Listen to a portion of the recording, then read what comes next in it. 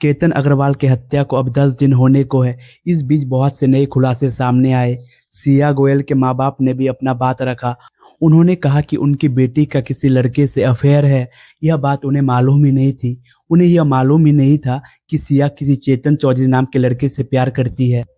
और उन्होंने अग्रवाल परिवार से भी कोई झूठ नहीं बोला।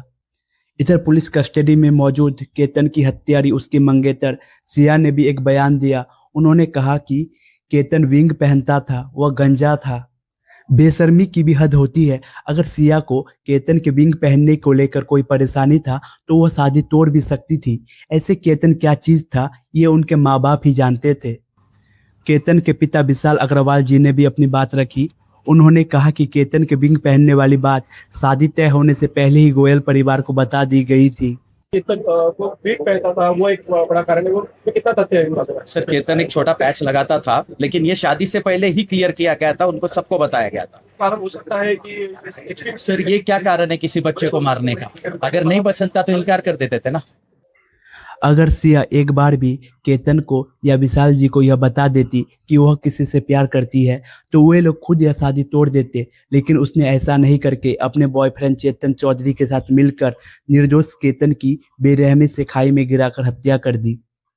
अब पुलिस कस्टडी में चेतन चौधरी ने अपने बयान में बताया कि उसने केतन अग्रवाल की हत्या अपने गर्लफ्रेंड सिया गोयल के दबाव में की थी। इससे पहले तक उसे लग रहा था कि वह कभी पकड़ा ही नहीं जाएगा। उसने और सिया ने मिलकर घंटों बैठकर इस चीज की प्लानिंग की थी। जिस रेस्टोरेंट में बैठकर वे दोनों इस खूनी साजिश की तैयारी कर रहे थे, उस रेस्टोरेंट की सीसीटीवी कैमरे का यह वीडियो देखिए। उस रेस्टोरेंट में सिया अपने बॉयफ्रेंड चेतन चौधरी को बता रही थी कि वो लोग लॉगर्ड फोर्ट के किस जगह इस वारदात को अंजाम देगी। वारदात से पहले ही पूरा ब्लूप्रिंट तैयार कर लिया गया था। सिया अपने मंगेतर केतन अग्रवाल की हत्या इसलिए न करना चाहती थी ताकि उसके अपने प्रेमी चेतन चौधरी के साथ जिंदगी बच सके। तो उसे ऐसा करने से रोका किसने था? सिया के माँ बाप ने तो कहा ही कि उन्हें चेतन चौधरी के बारे में कुछ मालूम नहीं था। या फिर सिया अपने प्रेमी के बारे में अपने मंगेतर को भी बता सकती थी। या फिर सिया अपने प्रेमी चेतन चौधरी के साथ भागकर शादी भी कर सकती थी। लेकिन वह ऐसा नहीं कर मासूम केतन की हत्या की साजिश पर साजिश रच रही थी। एक तरफ केतन अग्रवाल था जो सिया को उम्र भर का हमसफर की तरह देख रहा था। उसने सिया के लिए क्या कुछ नहीं किया। केतन ने सिया के प्री बर्थडे पर भाड़े पर कन्वर्टेबल कार लेकर उसे ढेर सारे फूलों से सजा दिया था। वहां पर तो सिया बेहद खुश नजर आ रही थी, लेकिन उसके चेहरे की इस खुशी के पीछे गहरा फरेब छुपा था जिसे भोला केतन समझ नहीं पाया। सिया की जन्मदिन 19 जून को थी, जो महाबलेश्वर पर प्लान था। केतन ने वहां 40 कमरों का लग्जरी रिजॉर्ट बुक किया था। इतना कुछ केतन सिर्फ सिया के लिए कर रहा था। वही सिया ने भी अपने जन्मदिन से पहले कुछ तैयारी कर रखी थी, और वह था किसी तरह केतन को लॉगर्ड फोर्ट पर ले जाकर उसे खाई में गिराकर हत्या करने का।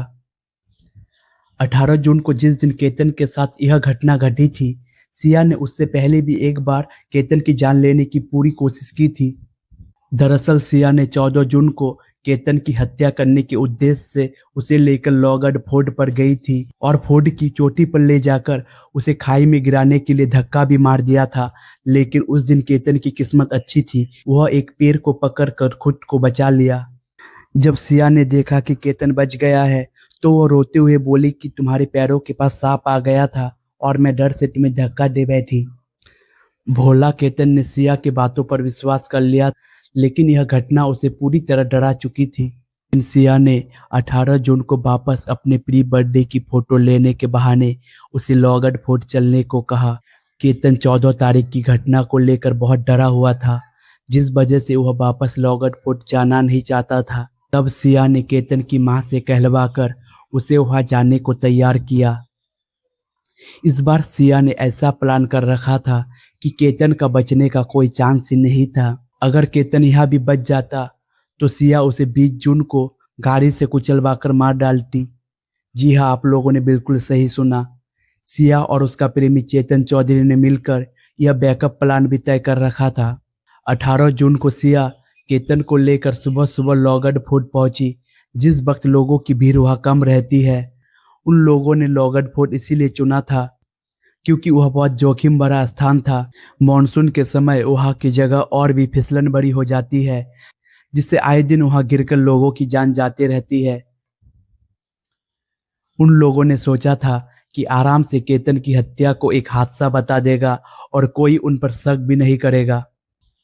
सिया और उसके प्रेमी ने मिलकर इस घटना को अंजाम देने के लिए लॉगड फोर्ड की सबसे ऊंची चोटी को चुना था, जहां से नीचे की गहराई 400 फीट तक थी।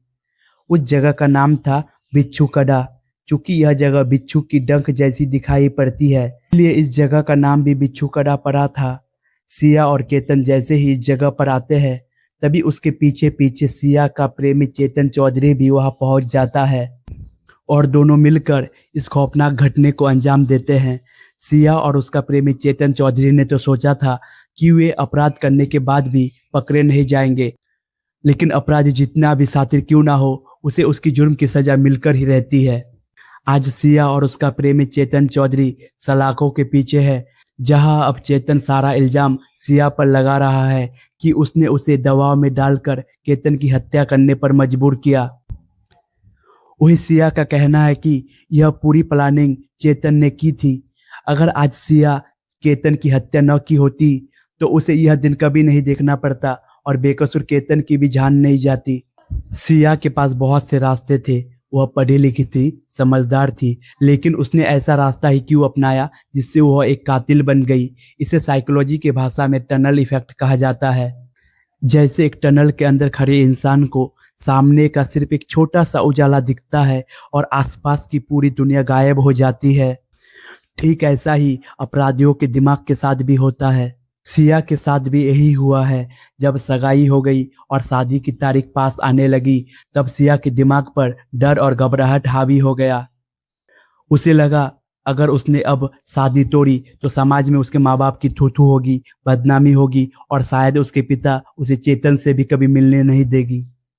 इस बदनामी और डर के चक्कर में उसका दिमाग पूरी तरह ब्लॉक हो गया। उसके सामने दुनिया भर के हजारों रास्ते थे, लेकिन उसे सिर्फ एक ही रास्ता दिखाई दिया। अगर केतन ही नहीं रहेगा तो न शादी होगी और न बदनामी। और उसने तो सोच ही रखा था कि वह कभी पकड़ी भी नहीं जाएगी।